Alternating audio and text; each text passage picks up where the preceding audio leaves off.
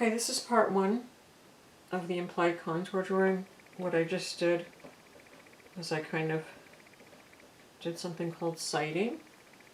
I used some of the smaller objects, such as the little cube in the front, to measure out the heights and widths of other objects. You can see that this is mostly an asymmetrically balanced setup. It has a little bit of feeling of symmetry too, with the cone form being in the center. I'm using very simple shapes here. And again, we're just doing what's called an implied contour drawing. So first step is I map everything out. I try to get all my proportions right by doing these measurements. I used some of that spherical form, I forgot what that is, next to the cube. In the front I use that to measure out some other things as well. And I think the proportions are pretty good now from my vantage point. I've taken a photograph of the way I'm seeing it because it'll be different than what you're seeing.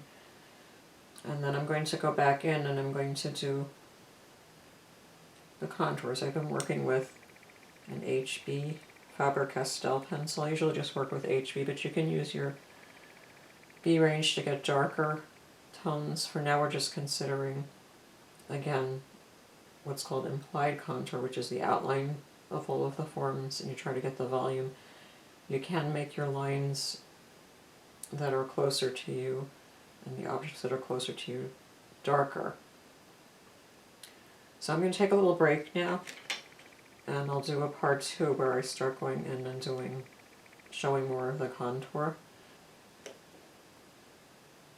But basically first you want to map everything out. You can use diagonal lines between your objects, measure everything with one or two of your smaller forms, draw center lines as well. I did that for some of the items here as well. And basically now we're just working with spherical forms, cube forms, some cylinder type of forms. I added in some naturalistic forms, a little splash of color with the lemon. We're not going to be trying to draw textures and things like that. For this still life I would try and keep it simple. Don't have reflective objects, don't have really shiny objects if you can find things like these boxes and things like that that don't have all of those things that are going to distract you. But I did add a little bit of texture and make it interesting as well. So this is part one of the implied contour still life. And I'm lighting it with a nice bright light with an OTT light, which simulates daylight.